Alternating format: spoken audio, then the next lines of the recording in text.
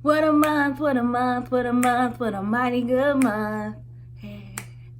What a month, what a month, what a month, what a mighty good month. Hi guys, welcome to Mommy Loves to Read. I'm Olivia and thank you for joining me today. So I started my video today with a song because that is how I feel about the month of August. I feel like the month of August was a month, but it was a mighty good month. It was a good month for reading and it was a good month for life. So I'm here today to give you guys my August wrap up and talk about all the books I read in August. I had a really good month. I wound up reading 8 books and 7 of them were awesome. And there was one book that, I don't know guys, I just didn't really like it. I wanted to like it, but I didn't. So I'm going to talk about that book and then all the other ones. And before I start, 3 of the books that I read were books I borrowed from my library and I have already returned them. So I don't actually have them today. So I will insert a picture either here on this side of me or here on this side of me whenever I talk about them. So the first book that I read this month was by Maya Angelou, and it was I Know Why the Caged Bird Sings. This was the second time I have read a book by her, and just like the other one that I read, it was really good. It follows Maya from the time she's about 3 till the time she's a young adult, and just her life. She was raised by her grandmother in Stamps, Arkansas, and then maybe around the age of 10 to 12, she moved with her mother who was in California. And so this book is just following her journey, how her foundation of who she is as a person was really set with the lessons and the people that influenced her in Arkansas, but then a lot of who she is and like her passions and things like that really came out when she moved in with her mom and she was able to just explore more life. You know, there's a lot more life going on in California than there was in Arkansas. So that was a really good book. I really loved it. I would give that book 5 out of 5 stars. I definitely think anyone who is looking for a good autobiography, you should go ahead and check that out. And then the second book that I read this month in August was The Hate You Give by Angie Thomas. And that book was really good. So let me start off by saying I had not seen the movie before I read the book. So I went into it like not really know. I knew what the book was about, but like I said, I hadn't seen the movie or anything.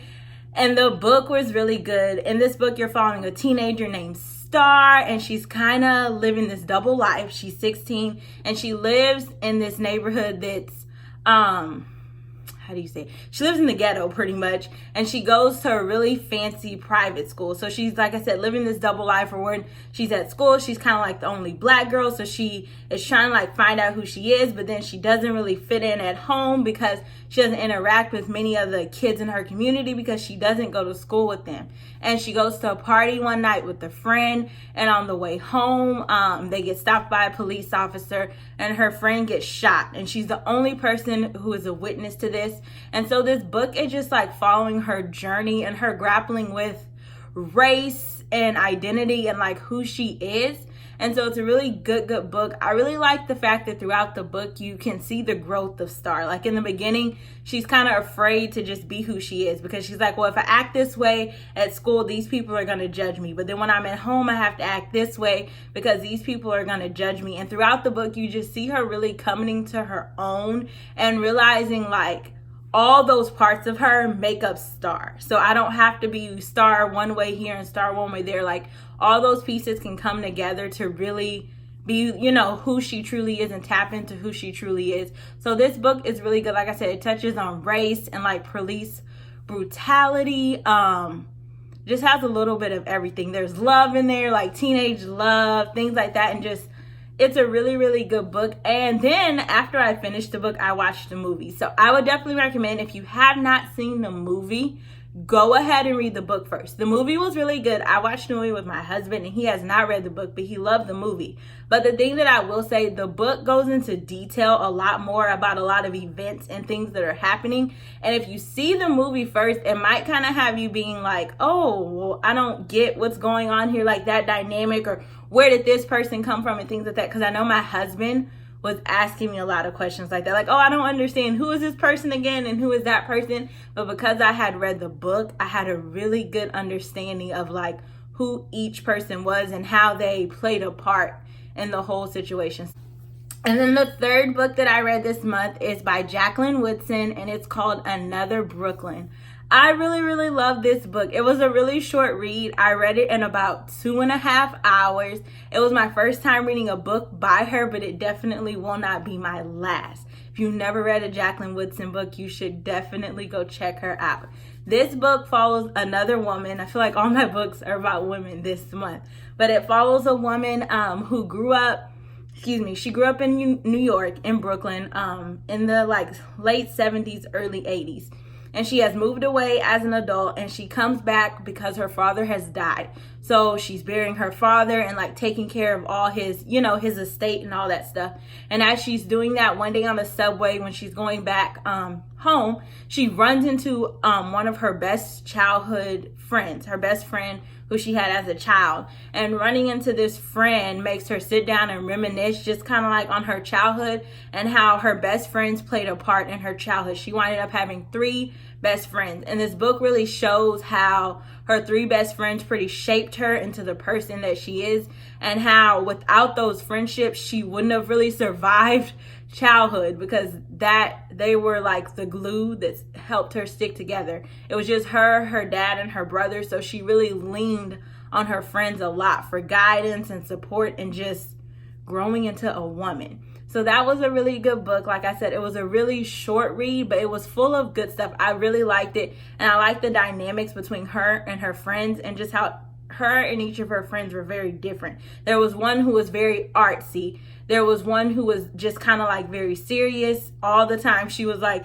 this is what I want to do and this is what I'm going to be. And there was one friend who her mom was struggling with addiction throughout the book. So it was she was trying to navigate life almost like she was the adult in the family instead of the child. And then you had your main character who she was kind of trying to find herself. Like I said, it was just her and her dad and her brother. But the reason why is because her mom had a nervous breakdown after her brother died in the Vietnam War. And so it was also her trying to really understand her feelings and her emotions, of always in the back of her head wondering why we don't talk about my mom. Where is my mom? Is she ever going to get better and come back? And trying to deal with those feelings, and how her friends really helped her navigate that. So like I said, Another Brooklyn was a really, really good book, and I think you should check it out.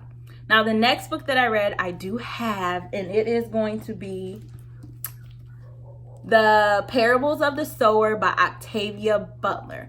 This book was really, really good. I really love this book. If you have not read an Octavia Butler book, you need to go check her out. I read her other book, Kindred, and that one was amazing, just like this one.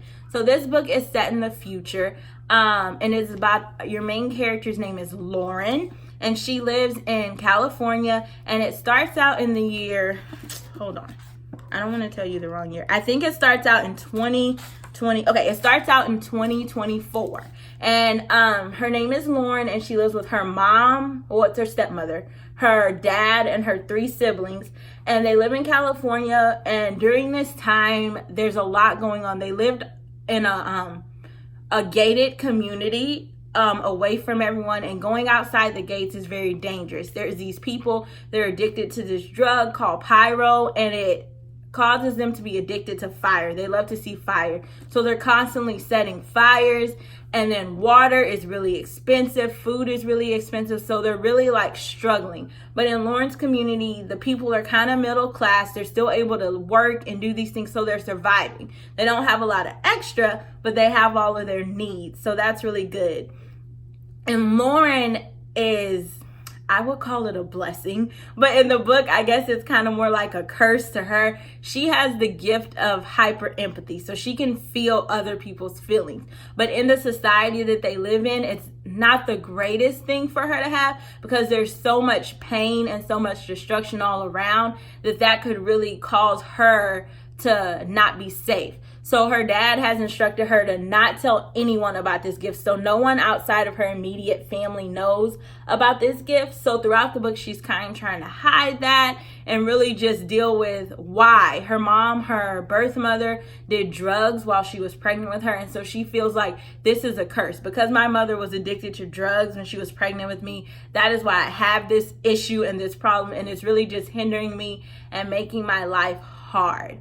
So during this book, Lauren and her family, at one point, their neighborhood is attacked it's burned, and Lauren is the only one in her family to survive. So she has to leave outside of these gates that she's never really been outside of going to practice shooting her guns or little things like that. But she's never been outside of this gated community alone. So it's her, there's one other person from her neighborhood named Harry who winds up surviving, and another woman named Zara who lived in her neighborhood but she didn't really know much about because her husband kept her separated from everyone. So they go on this journey and they're walking and they're trying to go west. They're trying to make it to Oregon or Washington. They're not really sure where they're going. And along the way, they find different people who they pick up and they kind of join their caravan. And Lauren is teaching them about Earthseed. It's like this religion that she's almost come up with. Throughout the book, she's grappling with how she feels about religion because her dad is a Baptist minister and she definitely does not agree with his religion, but she doesn't really know what she believes in. And she's an avid reader, so she's read about a lot of different religions, and from all of her research and things like that, she's decided to start this religion. And the whole point of her religion is God is change, and especially in the world they're living in, there's so much change going on all the time. And to know that God has changed, so you constantly need to be adapting, and that's how you're like close to God and all those things. So like I said, this book is really good. I don't want to give it all away. It's full of just lots of things. Like I said, Lauren is grappling with how she feels about religion. She's falling in love. She's getting older and really just coming into herself as a person. And so once again, this book was really good. You should definitely pick it up. It really makes you think too, because like I said, when it starts, it's in 2024, and we're in 2019, so that's not that far. And so reading the things that like they're going through, it makes you think like, wow, is that what our world is coming to? And like, if it was, would I be able to survive? And the book ends in 2027. So obviously that's far off for us, but still that's a lot closer than like you would think. So it just really makes you stop and think like, wow, like what can I do to preserve the world that we live so we don't wind up in a world like this? But then at the same time, it's like, man, could I survive in a world like this? I don't know. So, well, just go ahead and check that out. And the next book that I read is called Speaking of Summer. This book was really, really good. I really love the cover. That is honestly what drew me to this book. And then I found out that the main character in this book is a twin, and I am a mom of twins, so I was like, yep, I definitely need to pick this book up. I'm not going to go into a ton of detail about this one because I did do a separate video on this, but pretty much this book is about a girl. Her name is Autumn. She has a twin sister named Summer, and her sister Summer goes missing, and this is just her journey trying to find out what happened to her sister. Yes, sweetheart. Okay, so yes, guys, like I was saying, in this book, Autumn is looking for her sister Summer. She has disappeared and she doesn't know where she is. There's no leads, there's no nothing. It's just like she disappeared into thin air. And throughout this book, you're going through this journey of Autumn feeling like no one really cares. I'm the only one who cares like her. It cares about the fact that she's missing. Is it because she's black? Because if she was white, maybe more people would care and more people would try to help me. And then also throughout this book, she's going back and forth. It's going back and forth from now and throughout her childhood. So you're learning about how she grew up, but you're also learning about who she is now. She's like a writer and a freelancer and an artist and all these different things. And then throughout the book, what you find out is that her mom winded up, I wouldn't say they were remarried. She got a boyfriend. He kind of became a live-in boyfriend. And so he was like her stepfather, and you found out that her stepfather was abusing her and she never told anyone. He was sexually abusing her. She never really told anyone. And what happened was, in order to deal with those feelings and kind of try to understand why this was happening to her, she actually made up the idea of Summer. So Summer was not actually real or anything. She was very real to Autumn, but she wasn't a real person. But all these people who knew Summer in her adult life, she always talked about Summer. So anyone who knew Autumn, she would say, oh yes, I'm Autumn. And I have a twin sister named Summer. So everyone thought she really did have a twin sister. Well, what happened was her mother winded up dying, and the death of her mother kind of, in a way, I guess you would say, made her have a nervous breakdown. And because of this, that is why the issue of Summer, kind of came up and was missing, because she didn't really know who she was anymore. At this point, the only family that she had was her mom and her grandmother. And her grandmother had already passed. now her mom is gone and she has no one, and now she's dealing with all these emotions and all these feelings. And so Summer had always been the how do I say, the idea that was able to comfort her. Like, Summer wasn't the one who was being sexually abused, and Summer was very good at all the things that Autumn couldn't do. So it was always Summer, but really it was Autumn going through this journey of realizing that yes, these things happen to you, you can deal with it, but you don't have to let that define you, and you don't need this other person to try to deal with how you're feeling. Like I said, this book is really good. It deals with race, it deals with gender, and how, like, as being a woman, sometimes you're made to feel a certain way, or certain things that us as women go through. It also touches on mental health and really figuring out how to help yourself when you are dealing with mental illness and coming to terms with it and things like that. So it's a really good book. I definitely think you should pick it up. I don't think I mentioned the author. Her name is Kalisha Buchan, and this is the first book I read by her, but I definitely will look into her other books. It was really, really good. The next book that I read this month is called The Coldest Winter Ever by Sister Souljah.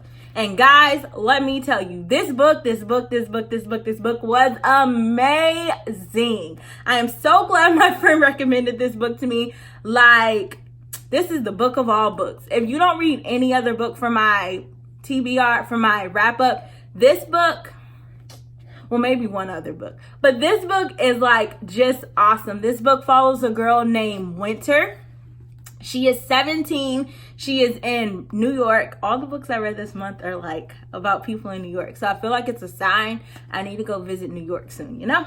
So yes, she is in New York, and she is the daughter of a drug dealer, a very good drug dealer, I guess you would say. They have lots of money. She lives this life of opulence, all these things. She never wants for anything. You know, she has everything she could ever need or want.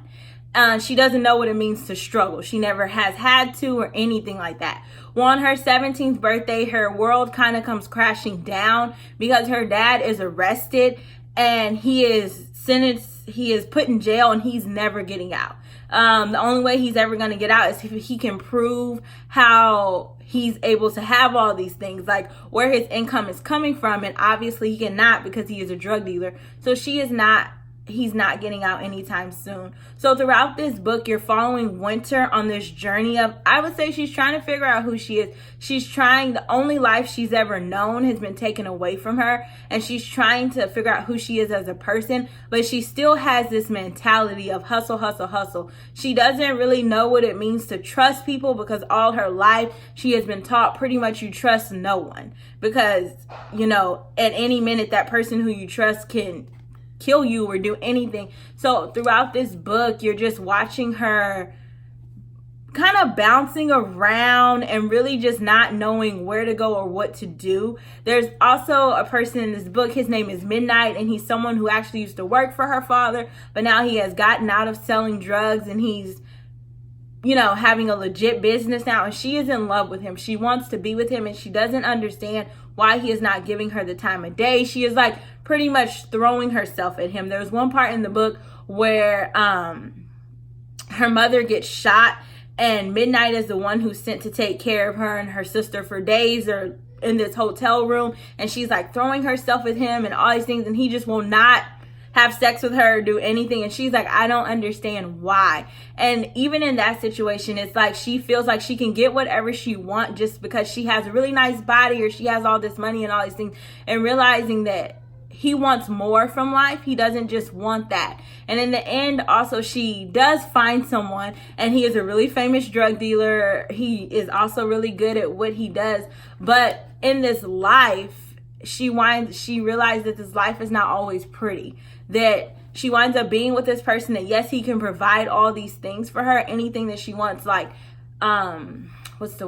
material wise, but everything else in their life is kind of like terrible. He at one point locks her in the apartment for 2 or 3 days and she can't leave. He doesn't trust her. He doesn't want her to talk to anyone. So really throughout this book, it's dealing with a lot, and I feel like I'm not making it sound that good because I'm kind of all over the place, but this is definitely like a really good book. It deals with like your community and how one person in the community can really affect the whole community as a whole. It's dealing with love. It's dealing with coming into adulthood, and it's really a book that really makes you stop and think about the choices that you make and how the choices that you make can really affect your life forever. Like, her dad made a choice to become a drug dealer, and it affected his life because he wound up going to prison for the rest of her life. Winter's mother, who was with her dad from the time she was 14 until she was an adult, made a choice to be with him. And when her husband was sentenced to prison for the rest of her life, she couldn't take the idea of not having all the things that she had in life. So she became addicted to drugs. So she became like a crack addict. And then you have Winter, who, you know, because of the choices she made in life, I don't want to give it away because the ending is like, what? But through the choices that she made in life, she has to deal with those consequences with the choices that she makes.